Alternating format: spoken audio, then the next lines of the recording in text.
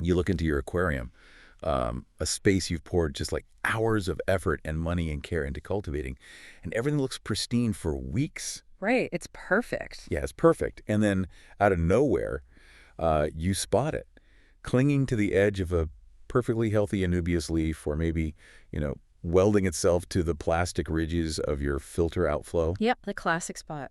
It's this tiny, dark, fuzzy tuft. It looks almost like a miniature wire brush.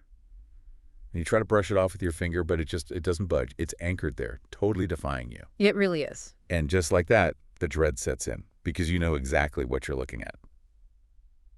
Welcome to the Tank Guide Life podcast. Today we're taking a deep dive into part 2 of our comprehensive series on algae, focusing entirely on the most notoriously frustrating, stubbornly persistent organism in the freshwater hobby, Black Beard Algae, or BBA. It really is the one organism that makes even veteran aquarists want to just throw in the towel, Oh, absolutely. But before we get into the cellular biology and the fluid dynamics of why it actually happens, we really have to establish the foundational philosophy that dictates everything we're about to discuss today. Right. Black Beard algae is not, it's not a hostile invading army. It is a signal. I want you to think of it as a dashboard warning light in a vehicle. Okay, a warning light. Yeah, it's a biological indicator flashing on your aquarium glass, basically telling you that there is a fundamental mismatch or an instability in the ecosystem. I mean, when your check engine light illuminates, your first instinct shouldn't be to take a hammer to the dashboard. Right. You look under the hood. Which is exactly what we're going to do today. I mean, to the listener dealing with this right now, we completely understand that overwhelming urge to just, pour a bottle of chemical algicide into the water and just pray it'll melt away. It's so tempting. It is. It feels like a quick path back to a beautiful tank. But we promise you, by the end of this deep dive, you will have a crystal clear, scientifically grounded understanding of what this organism actually is. You'll know the invisible forces driving its growth, and you'll have a logical step-by-step framework to resolve the root cause. Exactly. So we need to start by unmasking the organism itself, because it's essentially living a double life, right? Yeah. Like our eyes tell us one thing, but biology tells us something completely different. Yeah, the visual identity of BBA is a brilliant disguise. I mean, when we look at those tufts, we see dark gray, a deep, murky black, or occasionally this very dark, saturated olive green. Right. But taxonomically speaking, BBA is not a green algae, and it's not a black algae. It belongs to a phylum called Rhodophyta, which means it is, scientifically speaking, a red algae. Wait, a red algae? That feels like a total contradiction. Like, why would an organism classified as red appear black or dark green to the naked eye? Well, it comes down to evolutionary history, really, and a highly specialized cellular toolkit. So the vast majority of the Rhodophyta family, the red algae, they're actually marine organisms. Oh, interesting. Yeah, they evolved in the complex, highly competitive light environments of the ocean. So the freshwater varieties we encounter in our aquariums, they've retained this incredible biological adaptation from that ancient marine past. And it has to do with how they capture and process the visible light spectrum. I want to break that down because when we talk about aquarium lighting, we usually just think in terms of brightness, Right, just turning the dial up. Exactly. We buy a light, we turn it up to 70 or 80%, and we just assume we're feeding our plants. Yeah. But light is a spectrum of individual wavelengths, and different plants use different wavelengths. And that is exactly where the higher plants in your your stem plants, your cryptocorynes, your Amazon swords, that's where they have a glaring vulnerability. So higher aquatic plants rely heavily on chlorophyll to drive photosynthesis. And chlorophyll is a fantastic pigment for absorbing blue and red light wavelengths. It captures those photons super efficiently and turns them into energy. Okay, so blue and red are good. Right. However, chlorophyll is notoriously terrible at utilizing green and yellow light. In fact, it reflects those wavelengths almost entirely, which is the exact reason those plants appear green to our human eyes. They're physically rejecting that portion of the light spectrum. Oh, wow. So inside the aquarium, even under a premium LED light, there is this massive, untapped pool of green and yellow light energy just bouncing around the water column, completely ignored by the plants. Yes. Enter the evolutionary toolkit of Rhodophyta. BBA contains a very specific, highly specialized accessory pigment called phycoerythrin. Phycoerythrin. Exactly. And the sole biological purpose of phycoerythrin is to absorb the exact green, yellow, and orange wavelengths that higher plants just throw away. But how does that actually give it an advantage, though? I mean, is it just grabbing the scraps? No, it's way more than that. Think about it like a group of people trying to read a map in a pitch black room with only a faint flickering flashlight. Okay. The higher plants only have their naked eyes. They're squinting, they're struggling, they're demanding that the flashlight be perfectly angled and incredibly bright just to make out the shapes on the paper. Right. But BBA, because it possesses phycoerythrin, essentially walks into that dark room wearing state-of-the-art military night vision goggles. Oh, that's a great way to picture it. It doesn't need perfect light. It captures the scattered ambient wavelengths the plants can't even see, funnels that energy down into its own internal chlorophyll, and just drives its metabolism forward. Wow. Yeah. So while the higher plants are stumbling around, starved for energy in a shadowed corner of the tank, VBA can clearly see and utilize the available light. That is a staggering competitive advantage. I mean, it completely explains why BBA can thrive deep down in the shadows of a piece of driftwood or, hidden under the broad leaf of an anubias where the light is just terrible. Exactly. It literally has night vision. Oh. But the way it gathers light is only half the battle, right? Yeah. I mean, anyone who has tried to physically remove BBA knows there is something fundamentally different about how it attaches to things. Oh, it's brutal to remove. It really is. Like, green hair algae is annoying, but you can twirl it around a toothbrush and pull it out in massive clumps. Yeah. BBA feels like it is permanently bonded to the rock. That's because the physical architecture of BBA is a marvel of biological engineering. Most common algae, they prioritize rapid, explosive expansion. They throw all their energy into cellular division, spreading across the glass in a matter of days. Just a total land grab. Right. But BBA is a fundamentally slow-growing organism. It diverts a massive percentage of the energy it gathers with its night vision goggles into building structural armor. It grows in these dense, tightly packed tufts. But the true secret lies at the very bottom of the structure, in what we call the basal cells. Okay, basal cells. What are they doing differently than, like, a normal root system on a plant? Well, higher plants have roots that seek out nutrients in the substrate. BBA doesn't have roots at all. It has holdfasts. Holdfasts. Yeah. The basal cells at the bottom of the BBA tuft secrete these complex, incredibly strong, adhesive polysaccharides. Wait, so it makes its own glue? Exactly. These compounds are essentially a biological superglue. They flow into the microscopic pores, the scratches, the crevices of whatever surface the spore landed on. So, a piece of porous dragonstone, the grain of a piece of driftwood, the microscopic irregularities in your filter plastic, or even the cellular margins of a slow-growing leaf. That's terrifying. It is. The adhesive cures and the BBA becomes physically anchored on a microscopic level. It builds an impenetrable fortress. Which perfectly answers a question that drives aquarists absolutely crazy. Okay. Let's say a listener realizes their tank is out of whack, right? They adjust their fertilizer routine, they get their lights dialed in, the stem plants start thriving, and the whole tank looks healthier. A great feeling. Yeah. But the tufts of BBA are still just sitting there on the wood, looking perfectly fine. Why doesn't the BBA just melt away when the environment shifts to favor the higher plants? Because the fortress is already built. Right. The BBA may stop spreading to new areas because the plants are now outcompeting it for resources, but the existing tufts don't simply dissolve. That biological superglue and the dense structural armor allow it to persist stubbornly. It just feeds off whatever minimal ambient resources it can scavenge. So it just hunkers down. Exactly. It enters a state of extreme endurance, basically just waiting out the healthy period. It plays an absolute masterclass in the long game. I mean, it uses night vision to gather wasted energy, builds a concrete bunker, and then just waits. Yep. But this brings up a massive logical paradox, I think. Yeah. If BBA has a superior cellular toolkit, and it builds indestructible armor, why doesn't it completely take over every single body of freshwater on Earth? I mean, why do some heavily planted, beautiful aquariums never see a single strand of BBA while others are completely choked by it? There has to be a catalyst. Oh, there absolutely is. The catalyst is instability. Instability. Yes. BBA is the ultimate opportunist. It cannot easily establish its basal cells and build its fortress if the higher plants are functioning at peak metabolic efficiency. Because the plants are hogging all the resources. Right. The plants will consume the resources and dominate the physical space. BBA requires the higher plants to falter. It requires a window of biological vulnerability.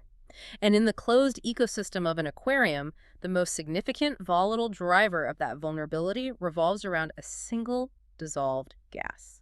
Carbon dioxide. Carbon dioxide. I want to spend a lot of time on this CO2 dynamic. Yeah. Because there's a pervasive misconception in the hobby.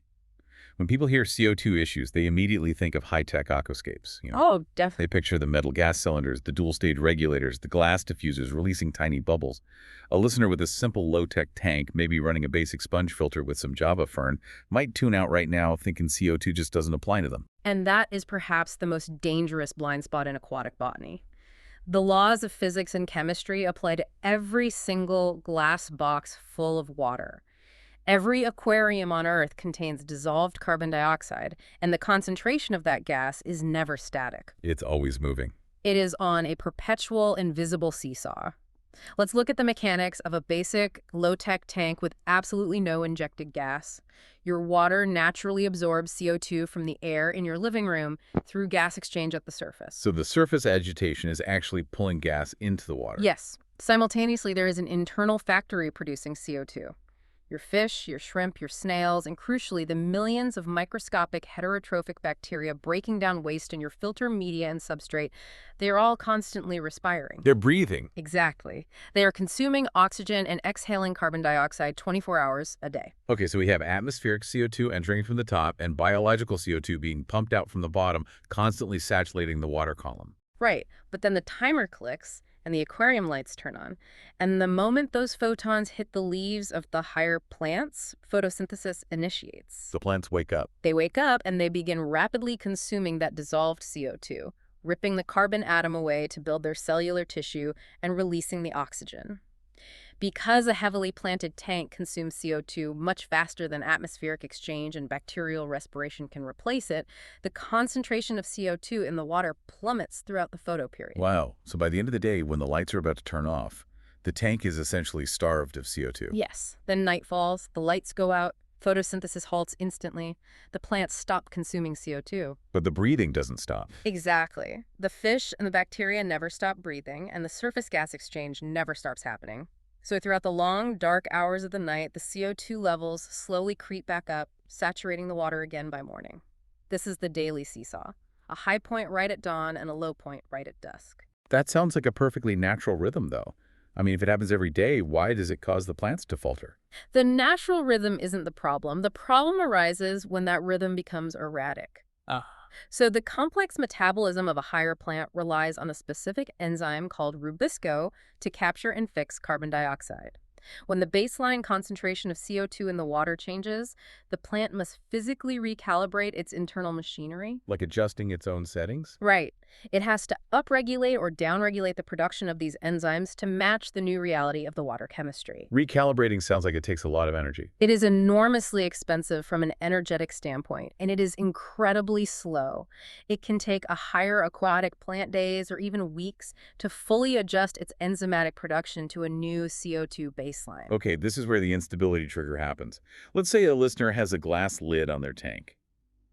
Over a few weeks, a thick protein film builds up on the surface of the water, severely restricting the atmospheric gas exchange. Yep, happens all the time. Or maybe their filter sponge gets clogged with detritus, so the outflow drops by half, which reduces the surface ripple. Or they decide to do a massive trim and cut away 50% of their fast-growing stem plants, instantly having the biological demand for CO2. Wow, right. Any of these incredibly common events alter the daily CO2 seesaw. The baseline spikes, or it crashes. It becomes unpredictable. And the higher plants are thrown into an endless loop of enzymatic recalibration. They're just constantly trying to catch up. Exactly. They try to adjust to the low CO2, but then you do a water change which restores flow and spikes the CO2, so they have to adjust all over again. They get biologically paralyzed. Yeah. I mean, they're spending all their energy just trying to configure their internal settings so they completely stop growing. They stall out. And this is exactly where we return to our primitive opportunist. Yeah. BBA does not possess the delicate, highly evolved metabolic machinery of a higher plant. It is rugged. It does not require days to upregulate complex enzymes. Right. When the CO2 levels fluctuate wildly, the higher plants stall, shutting down their nutrient uptake and ignoring the light hitting their leaves.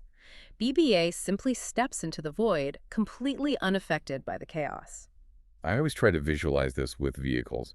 I mean, imagine your beautiful, delicate, aquatic stem plants are $1 million high-performance sports car, right? Right. I like that. To run optimally, that sports car requires a highly specific, perfectly stable mixture of premium fuel. If the fuel line gets a tiny bit clogged, or the octane level fluctuates even slightly, the sports car's sensitive onboard computer panics. The engine sputters, the dashboard lights up with errors, and the car completely stalls out on the side of the road. And the BBA in this scenario is a rugged, rusted-out, post-apocalyptic off-road vehicle. Yes. It doesn't have a sensitive computer. It doesn't care about premium fuel. It will run on whatever scrap combustible liquid it can find. When the fuel supply in the environment gets choppy and chaotic, the sports car stalls out. But the off-roader just keeps driving, completely unbothered by the poor conditions. So the CO2 instability is the mechanism that stalls the sports car. It clears the highway, but an empty highway doesn't necessarily mean the off-roader is going to win a race. Right. It still needs fuel to actually build those dense armored tufts. Right. Where is the massive influx of energy coming from that allows BBA to explode into the tank once the plants are out of the way? To understand the fuel source, we really have to look at the intersection of light and a concept known in ecology as system capacity. System capacity. Yes, we need to view the aquarium not as a box of water, but as a closed biological engine. The LED light fixture sitting on top of your tank is the primary energy input. It is the throttle of the engine. Okay. When you turn on a high-intensity light, you are bombarding that tiny glass box with billions of highly energetic photons. You are pumping massive energetic potential into the system. And according to the basic laws of physics, energy cannot simply disappear. It has to be processed by something. Exactly. In a perfectly balanced ecosystem, that massive influx of light energy is captured by a correspondingly large mass of healthy, rapidly growing plants. The plants absorb the photons, combine that energy with stable CO2, and dissolve nutrients from the water, and synthesize complex sugars to build new physical tissue. So the biological mass handles it. Right. The biological mass of the system has the capacity to process the energy input. The engine is running smoothly. But what happens when the engine isn't balanced? Like, what if the listener only has 3 tiny Java ferns in a 50-gallon tank, but they're blasting a high-end competition-level aquascaping light at 100% intensity? A classic mistake. Or, tying it back to the previous point, what if they have plenty of plants, but all of those plants are currently stalled out on the side of the road because the CO2 levels have been fluctuating wildly? In either of those scenarios, the system capacity is fundamentally broken. The plants cannot absorb the photons. The light energy pouring into the water column suddenly has no biological destination. It's just excess. It becomes excess energy. And if there's one absolute rule in biology, it is that nature abhors an energetic vacuum. An ecosystem will not sustain a state of unutilized energy for long if the primary producers, the higher plants, are either absent or biologically offline. The system will deploy a safety net to capture that energy and prevent it from going to waste. And in our glass boxes, algae is the universal safety net. It is. When a photon hits a stalled plant leaf, the plant can't use it for photosynthesis. That excess energy actually causes oxidative stress within the plant cells, creating reactive oxygen species. The plant is basically getting sunburned. Essentially, yes. And the stressed plant begins to leak simple sugars and dissolved organic compounds directly into the water column. The BBA spores, which are floating invisibly in almost every aquarium, detect this chemical signal. They smell the blood in the water. They sense the leaked organics, they sense the massive influx of unused light energy, and they deploy. They use their phycoerythrin to gather the light, they consume the leaked organics, and they begin to build their fortress. Wow. This represents a massive paradigm shift for how we approach equipment in this hobby. I mean, think about the classic journey of a beginner. They look at their tank, they see their plants are growing a little slowly, and they think, I want that lush, vibrant jungle look I see on social media. We've all been there. Right. So they go online and they buy a brand new, incredibly bright, hyper-expensive light fixture. They strap it to the rim of the tank, turn it all the way up, and assume they are doing a wonderful thing for their ecosystem. What are they actually doing? They are handing Black Beard Algae a blank check. A blank check. It is the single most common trigger we see in the hobby. They aggressively increase the energy input. They slam the throttle down without increasing the engine's capacity to handle it. Right, they didn't upgrade the rest of the car. Exactly. They didn't add 30 more pots of stem plants to absorb the light. They didn't stabilize their CO2 injection to ensure the plants had the carbon necessary to grow at that new accelerated rate. They didn't alter their nutrient dosing. They simply dumped a catastrophic amount of excess energy into a delicate system. So the plants try to keep up. They immediately deplete the available CO2. They crash. They start leaking organics. And the BBA steps in and cashes the blank check. Yep, that's exactly how it plays out. We have clearly established the when of BBA. It strikes when there is an energy mismatch, too much light for the system capacity, paired with the biological instability of fluctuating CO2. But that brings us to an incredibly specific mystery. We know when it strikes, but where does it strike? The geography of the tank. Right. Because BBA rarely coats the glass in a uniform green haze the way dust algae does. It is remarkably, frustratingly selective about where it sets up camp. Why does it only appear on the very tip of an anubias leaf, or right on the lip of the filter nozzle, while the rest of the tank remains totally clear? To crack that mystery, we have to shrink our perspective down to the microscopic level and look at fluid dynamics. Okay, let's zoom in.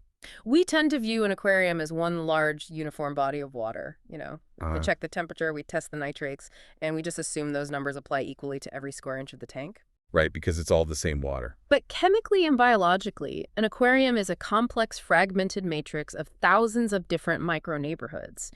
The environmental conditions in one corner of the tank can be radically different from the conditions right next to the filter output. And those micro-neighborhoods are entirely dictated by flow. Flow is a buzzword we hear constantly, like make sure you have adequate flow. But what does flow actually look like at the scale of an algae spore trying to attach to a surface? In fluid dynamics, we generally look at two distinct patterns, laminar flow and turbulent flow. Laminar and turbulent. Right. So laminar flow is organized, it's smooth, and it's unidirectional. Picture a deep, wide river moving steadily in one direction. Laminar flow is highly efficient at a microscopic level. When water moves smoothly across the surface of a plant leaf, it shrinks what we call the boundary layer. What's a boundary layer? It's a microscopic film of still water clinging to the outside of the leaf. And why does the boundary layer matter to the plant? Because the plant needs to absorb dissolved CO2 and nutrients from the water, and it needs to excrete waste oxygen back into the water. If the boundary layer is thick and stagnant, the transfer of those gases is incredibly slow. Oh, so the plant starves. Yes. But if laminar flow is gently sweeping across the leaf, it constantly refreshes the water at the boundary layer. It delivers a steady, predictable stream of food and sweeps away the waste. So smooth flow provides excellent room service. A perfect analogy. But aquariums are full of obstacles, right? I mean, you have giant pieces of dragonstone, twisting spiderwood, and dense thickets of plants. Which brings us to turbulent flow. When a smooth current of water slams into a piece of hardscape or crashes into a broad anubias leaf, the flow shatters. It becomes chaotic, multi-directional, and choppy. It bounces everywhere. Exactly. It creates localized dead spots, areas of extreme shear stress, and microscopic eddies where the water simply swirls around in circles rather than moving forward. This is turbulent flow. And what is the biological consequence of a turbulent eddy sitting on the tip of a plant leaf? Extreme localized variability. Okay. Inside that tiny millimeter-sized turbulent zone, the delivery of CO2 and nutrients is no longer steady. It fluctuates wildly by the second. And remember our rule about higher plants. They despise fluctuating conditions. They despise it. The specific plant cells located in that turbulent microenvironment struggle to maintain efficient photosynthesis. The rest of the plant might be totally fine, but that one specific tip is stalled out. And remember what BBA thrives on. It thrives on chaos. Yes, it thrives on chaos. This is a total light bulb moment. BBA thrives exactly where flow, light exposure, and nutrient delivery intersect in the most chaotic way possible. This is exactly why hardscape edges, equipment surfaces, and the margins of broadleaves are ground zero for an infestation. It all connects. These are the geographical locations in the tank that experience the absolute highest variability in fluid dynamics. BBA is seeking out the turbulent zones. Precisely. And there is an invisible biological layer sitting on top of all these surfaces that complicates the microenvironment even further. And that's the biofilm. The biofilm. I think most aquarists only really think about biofilms when they buy a new piece of driftwood and it gets covered in that harmless white fungus, right? We tend to assume beneficial bacteria only live inside the dark ceramic rings inside our filter It's canisters. a huge misconception. The reality is that every single wet surface in your aquarium, the glass panes, the rocks, the heater casing, the tubing, and the surface of every single plant leaf is coated in a microscopic living matrix. Wow. This biofilm is an incredibly complex community of autotrophic bacteria, heterotrophic bacteria, fungi, and microscopic grazers, all held together by sticky extracellular polymeric substances, or EPS.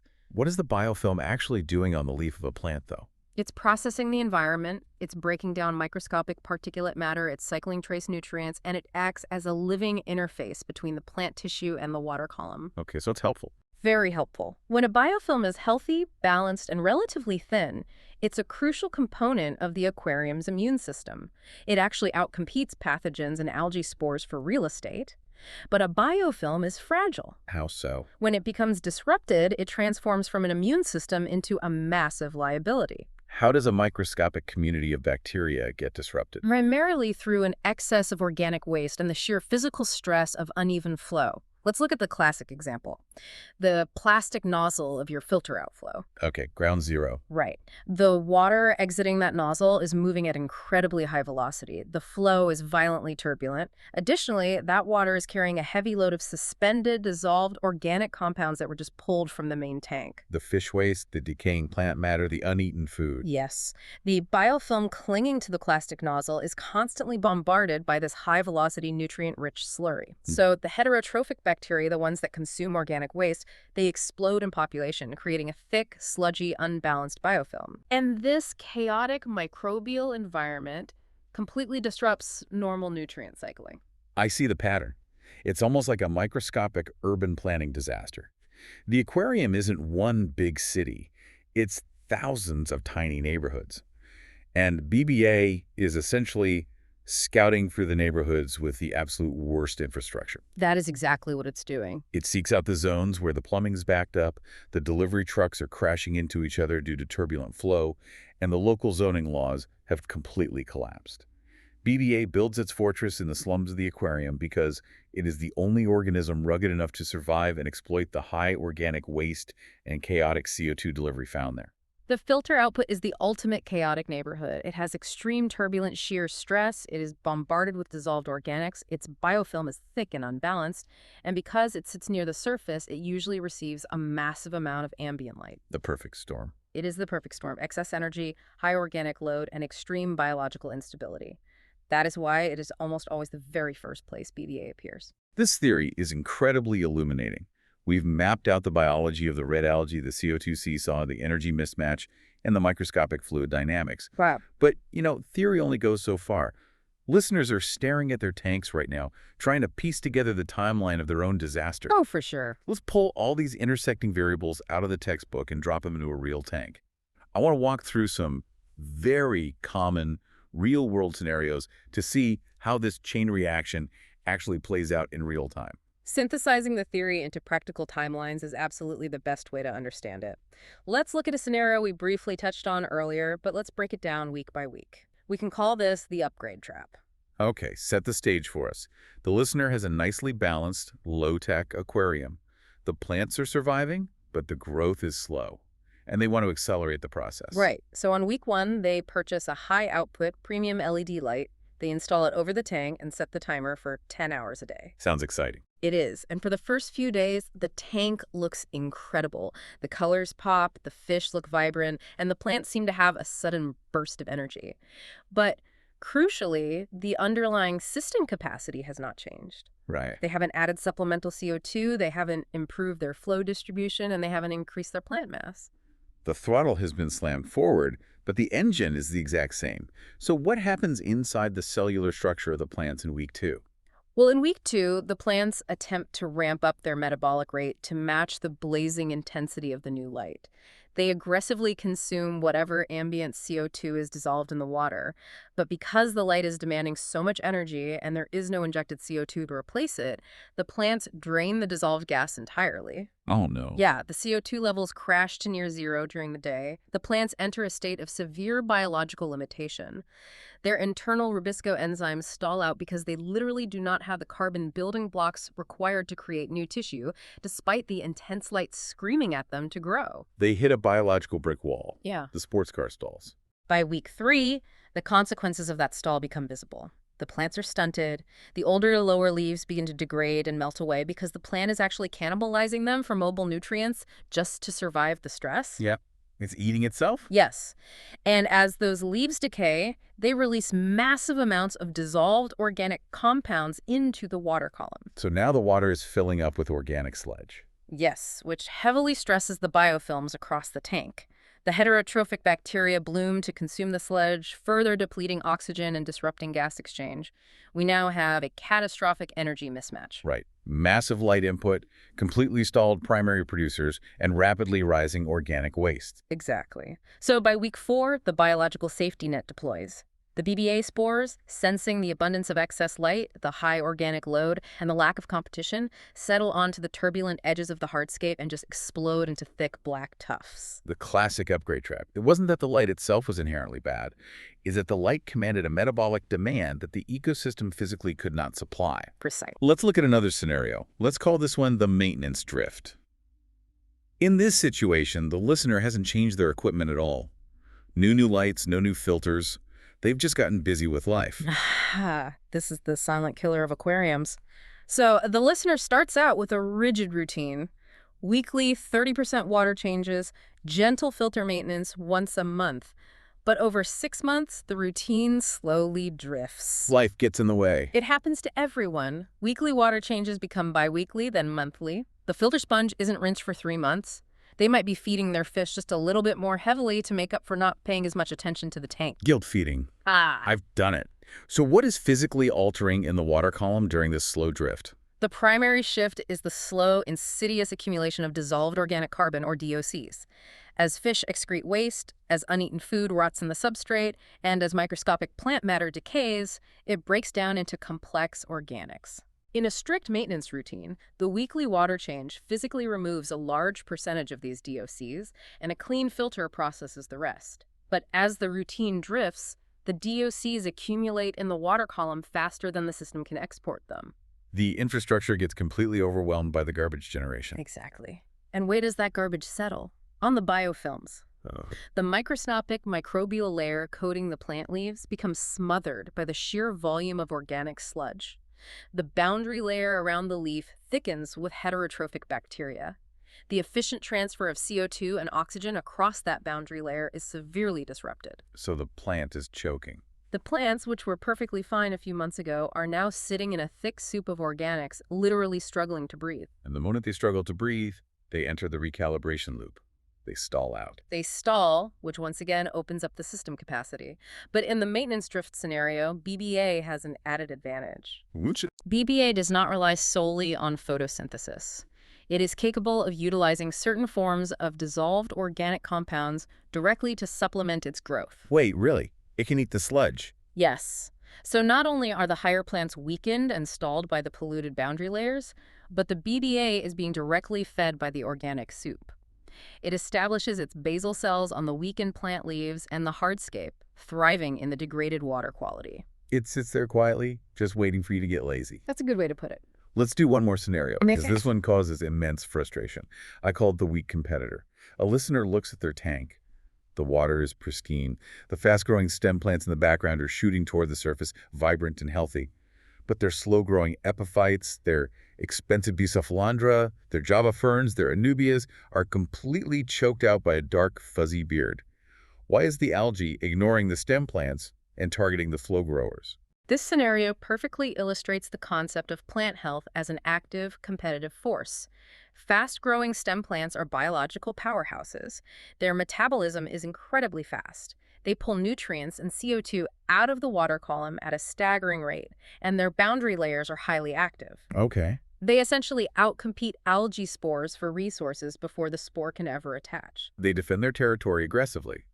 But an Anubias plant is a completely different biological machine, right? Completely different. Anubias and Bucephalandra evolved in heavily shaded, nutrient-poor environments. They are inherently designed for slow growth. An individual Anubias leaf might only push out 1 new centimeter of growth a month. Wow, that is slow. That means a single leaf might sit in the exact same physical location in the aquarium for 2 years. 2 years in the same spot, constantly being bombarded by light, turbulent flow, and organic settling.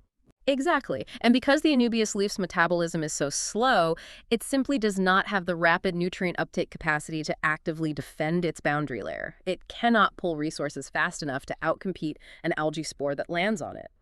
From the perspective of the BBA, that slow-growing leaf is virtually indistinguishable from a piece of inert plastic or a rock. Oh man, it's just living hardscape. It is essentially living hardscape. If the overarching system has even a slight energy mismatch, say, the light intensity is just 10% too high for the amount of CO2 available. The fast-growing stem plants can buffer it and survive. But the Anubias can't. Right. That slow-growing Anubias leaf cannot buffer the stress. Its weak metabolic rate rolls out the red carpet for the BBA spore. The spore settles on the margin of the leaf where the flow is choppiest, secretes its superglue, and takes over. So the underlying health of the specific plant is the ultimate defense against algae. When you see BBA on an Anubias, it isn't necessarily a sign that your entire tank is collapsing. It's a highly localized signal that the energy input is too high for that specific slow-growing plant to handle. Exactly. Well, these scenarios lead people to draw conclusions about their tanks. And unfortunately, human nature leads us to draw conclusions that are entirely backward. We need to clear the air and dismantle a few pervasive myths. Let's look at the guilt trip. People see black algae and they immediately assume their tank is dirty, that they are a bad fish keeper who doesn't clean enough. Equating BBA with a moral failure of cleanliness is a myth that causes immense unnecessary stress in the hobby. It really does. While we just established that severe organic waste buildup can trigger an outbreak in the maintenance drift scenario, dirt is not the root cause. Yeah. BBA regularly infests immaculate, heavily filtered, competition-level aquascapes that undergo 50% water changes twice a week. Right. You look at these pristine gallery tanks online, the water looks like floating air, yet the aquascaper is still battling tufts of BBA on the tips of their dragonstone. Because BBA is not a reflection of dirt. It is a reflection of a biological calculation.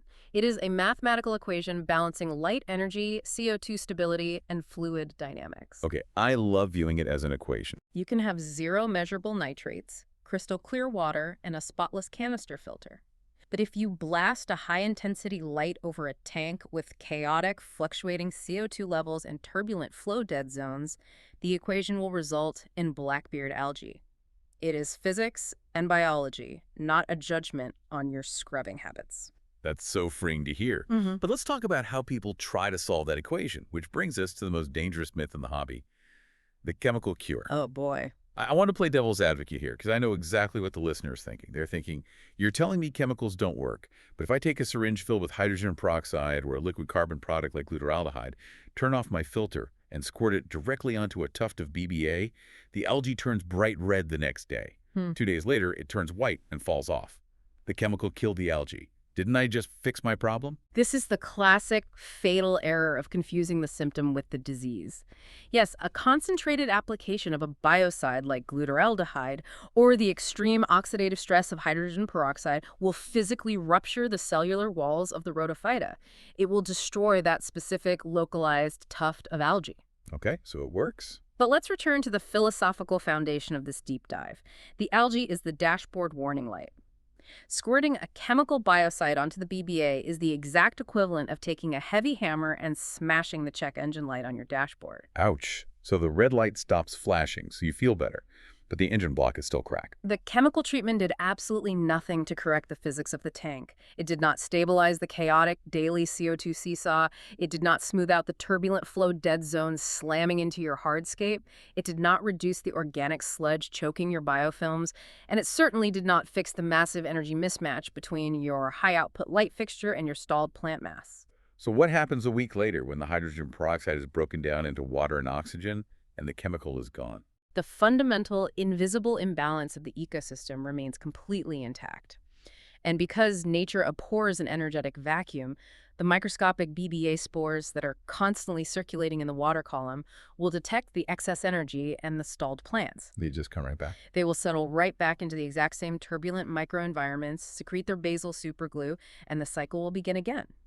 If you rely solely on chemicals, you become trapped in an endless, expensive, and incredibly stressful loop of chemical warfare against your own ecosystem. Okay, so if we are tossing the chemical warfare out the window as a primary strategy, how do we actually win the battle? We have spent the entire first half of this deep dive diagnosing the invisible forces, the light, the flow, the biology. Now we need to know how to fix it. We need a structured, logical framework, not a random assortment of forum tips. Absolutely. To defeat an organism that exploits the ecosystem, you must treat the ecosystem itself.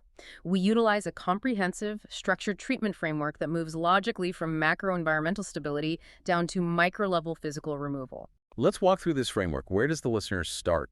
Step 1 is the hardest step for any hobbyist to take psychologically. You must stabilize the system. Why is that hard? Because human nature demands drastic reaction when we see a problem. We want to rip out plants, scrub every rock, buy a new fertilizer, and change the lighting schedule all on the same Saturday afternoon. Yeah.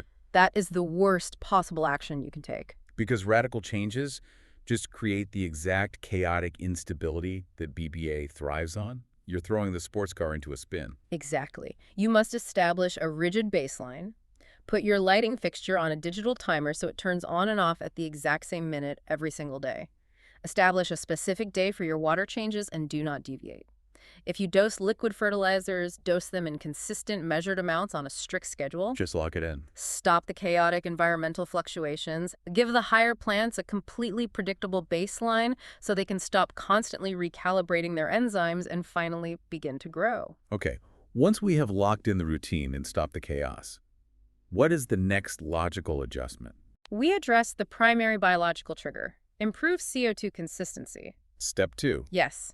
If you are running a standard low-tech tank without injected gas, your goal is to maximize and stabilize the atmospheric gas exchange at the surface. Ensure your filter output is creating a gentle, consistent, unbroken ripple across the entire surface area of the water. Do not let oily protein films build up and choke the gas exchange. I see that all the time on tanks. It's so common.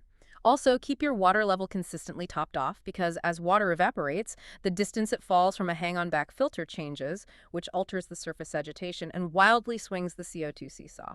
That is such a subtle detail, but it makes total sense. And for the listener running a high-tech tank with pressurized CO2. You must ensure your injection mechanics are flawless. Utilize a high-quality dual-stage regulator to prevent catastrophic end-of-tank pressure dumps. Put the CO2 solenoid on a timer so it turns on exactly 1 hour before the lights illuminate. To prep the water. Exactly. This ensures the water column is fully saturated with carbon by the time the plants wake up and demand it. The goal is to create a perfectly smooth, predictable daily CO2 curve. Okay, so we've stabilized the routine and we've locked in the carbon delivery. The next breaking point is getting that carbon to the actual leaves, which brings us to the physical movement of the water. Step 3. We must optimize the flow. You need to look at your aquarium critically. Identify the dead zones where detritus settles. Identify the areas where the flow is violently turbulent. How do you fix that? You may need to adjust the angle of your filter outflow nozzle. You might need to swap a jet nozzle for a spray bar to distribute the velocity evenly. You may need to add a small, gentle circulation pump to push water through a dense thicket of stem plants that is blocking the current. Oh, that makes sense. The objective is to eliminate the chaotic, turbulent eddies and replace them with smooth, laminar flow that delivers nutrients evenly to every boundary layer in the tank. Smooth out the zoning laws in the micro neighborhoods. I like it. Now, what about the organic garbage piling up in those neighborhoods? Step 4. That requires reducing the organic load. We have to clear the smothering sludge off the biofilm so the plants can breathe. This involves meticulous but gentle maintenance. Gentle is the key word there. Yes. Use a siphon to carefully vacuum the detritus resting on top of the substrate or trapped in the carpet plants. Immediately prune away any yellowing, dying, or decaying plant leaves because every rotting leaf is leaking DOCs into the water. Does this mean we aggressively scrub the filter media to get it spotless? Absolutely not. You must be delicate. Squeeze your mechanical filter sponges out in a bucket of old tank water to remove the physical sludge, but never use chlorinated tap water and never replace all of your biological ceramic media at once. Right, because you'll crash the cycle. You want to export the accumulated organic waste without destroying the fragile, beneficial bacterial biofilm that actually processes the nitrogen cycle. Notice that we've gone through 4 massive adjustments: stabilizing the routine, fixing the CO2, optimizing the flow, and reducing the organic load, and we haven't even touched the algae yet. We have spent all our effort fixing the underlying soil of the ecosystem, but the BBA is still sitting there on the rocks.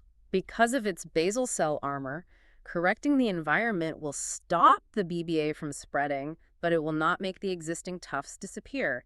You must manually intervene. Step 5. This is exactly like pulling weeds in a vegetable garden. Great analogy. I mean, you can spend weeks perfectly balancing the pH of the soil, dialing in the drip irrigation system, and ensuring optimal sunlight. The garden environment is now scientifically perfect for growing tomatoes. But you still have to put on your gloves, bend down, and physically yank the existing weeds out by their roots. If you don't, they will just sit there occupying physical space. Exactly. Because BBA's adhesive polysaccharides are so strong, manual removal requires physical force. You must take the affected hardscape out of the tank if possible and scrub it violently with a wire brush. And what if it's on a plant? If the BBA is anchored to the delicate edge of an anubias leaf, you cannot scrub it without destroying the plant. You must use sterile scissors and surgically remove the affected leaf entirely. You have to physically export the biological mass of the algae out of the closed system. Is there any scenario where we can use the chemicals we talked about earlier? Because scrubbing a massive piece of driftwood that is superglued to the glass is nearly impossible. Step 6. Yes, there is a place for spot treatment, but it is strictly a supportive measure, not a primary cure. If you have dense tufts on immovable hardscape, you can use a targeted syringe application of hydrogen peroxide or liquid carbon. How exactly do you do that? You turn off the filters so the water is dead calm, gently apply the chemical directly to the tuft, wait 5 minutes for the oxidative stress to break down the cellular walls, and then turn the filters back on. But we must reiterate, this is a surgical strike used only after the ecosystem's flow, light, and CO2 have been balanced. Exactly.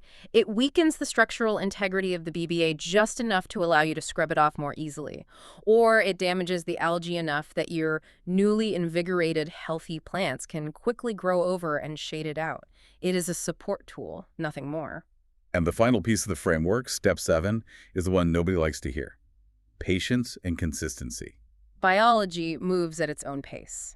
An aquarium is not a smartphone. You cannot install a software update and see instant results. Unfortunately. BBA took weeks to slowly build its fortress, and it will take weeks to die back. It takes higher plants days or weeks to upregulate their rubisco enzymes and adapt to your newly stabilized CO2 levels. It takes time for the microbial succession in your biofilms to rebalance after you reduce the organic load. So no panicking. If you make these correct adjustments, but then panic after 5 days because the tank isn't instantly pristine and you decide to aggressively change the lighting again, you are throwing the sports car right back into a tailspin. You must trust the biology and wait. It is a phenomenal scientifically grounded approach. Stabilize the routine, smooth out the CO2 seesaw, optimize the fluid dynamics, reduce the organic garbage, manually pull the weeds, treat the stubborn spots, and let time do the heavy lifting. That's the playbook. But I have to acknowledge the reality for the listener. Hearing all of this, tracking invisible CO2 fluctuations, monitoring organic loads, balancing light intensity against plant mass, it can feel like trying to solve a multidimensional puzzle while blindfolded. It can feel incredibly overwhelming to manage these invisible metrics. That feeling of being overwhelmed is entirely valid. You are trying to manually balance a complex microecosystem. You cannot rely on guesswork. When we look at the source materials and the educational infrastructures designed to combat these specific issues, we see tools built specifically to track these invisible variables. Right. The resources available at thetankguide.com are explicitly structured to support the exact framework we have laid out today. It's about using the right tools to remove the guesswork. For example, if a listener is trying to diagnose their specific flow issues, or trying to confirm if the fuzz on their leaf is actually rotophyta and not just a strange form of staghorn algae, visual confirmation is critical. Oh, absolutely. The media page in those resources provides the high-resolution visual database needed to accurately identify the specific microenvironments failing in your tank. And when you realize that your slow-growing Anubias is a weak competitor and you need to rapidly increase your system capacity to process an energy mismatch, the detailed blogs break down exactly which fast-growing stem plants and active substrates will immediately accelerate your nutrient uptake. But beyond the biology, the structural mechanics of the tank must be tracked. Which is why the journal feature is arguably the most powerful weapon against BBA. We established that the ultimate trigger for this algae is instability. The only way to guarantee stability is to meticulously record it. When you log your weekly water changes, your filter maintenance dates, and your precise lighting intensity, you create a tangible history of your ecosystem. When a tuft of BBA suddenly appears on your filter nozzle, you don't have to guess what went wrong. You open your journal and the data tells you immediately. I missed my water change 2 weeks in a row. Exactly. Or, I bumped my light intensity up by 15% last month. The journal makes the invisible instability visible. Furthermore, we discussed how heavily organic load and DOC accumulation stress the biofilms and trigger BBA. Preventing that organic buildup is vastly easier than trying to cure it. Much easier. Tools like the Stocking Advisor, the Snail Stocking Advisor, and the various aquarium calculators available are designed to mathematically ensure that the biological waste load of the fish you want to buy does not exceed the processing capacity of your filtration and plant mass. That is so smart. By calculating your bioload before you add livestock, you are structurally designing an ecosystem that naturally resists BBA from the very first day. The tools inform the framework supports the biology, and the biology builds the pristine, balanced underwater world we all strive for. We have covered a staggering amount of scientific ground today. We really went deep. We started by unmasking this frustrating tuft, revealing it to be an ancient, biologically advanced red algae, equipped with phycoerythrin to steal wasted light, and armed with basal cells that secrete biological superglue. We examined the invisible CO2 seesaw, learning how chaotic fluctuations paralyze the complex rubisco enzymes in higher plants, allowing the rugged BBA to step into the void. We broke down the physics of the energy mismatch, demonstrating how excess photons from high-intensity lights turn into an open invitation for algae when the plants stall out. We shrank down to the microscopic level to look at fluid dynamics, exploring how turbulent eddies and chaotic shear stress at filter outputs disrupt the delicate microbial biofilms, creating the highly polluted microneighborhoods where BBA thrives. And we busted some major myths. We absolutely did. We dismantled the guilt-inducing myth of the dirty tank and exposed the chemical cure as a dangerous illusion that only masks the underlying ecosystem failure. And finally, we laid out the comprehensive framework to bring the engine back into balance. It is a journey of careful observation, scientific understanding, and methodical adjustment. As we close out this deep dive, I want to leave you with a completely different way to look at the glass box sitting in your living room. We spend so much time stressing over the appearance of a single tuft of algae, we view it as a failure. But think about the evolutionary timeline of the organism we just spent the last hour dissecting. Rhodophyta is ancient. It is hundreds of millions of years old. It has survived mass extinctions, it has survived shifting continents, the acidification of the oceans, and cataclysmic climate shifts. It is an organism that has spent 1 billion years perfecting the absolute art of survival. It is nearly indestructible, and yet, when it appears in your aquarium, you have the ability to defeat it. You really do. You don't defeat it with a hammer or by poisoning the water. You defeat an organism that survived the meteor that killed the dinosaurs simply by tweaking the angle of a plastic filter nozzle to smooth out the fluid dynamics. You defeat it by plugging a light fixture into a $15 digital timer to stabilize the photosynthetic rhythm. It's pretty amazing when you think about it. The fact that you can outsmart an ancient, biologically perfected survivor by making microscopic adjustments to the environment is a testament to the incredible power you hold over this glass box. You are not just a person fighting a weed. You are the architect of a complex living biosphere. You control the physics, the chemistry, and the biology. That is a profoundly empowering perspective. When you understand the science, you are no longer at the mercy of the algae. You are managing the ecosystem. Let that sink in the next time you look at your tank. Observe the flow, balance the energy, and trust the biology. Thank you for joining us on this deep dive. Stay calm, stay grounded, and happy fish keeping.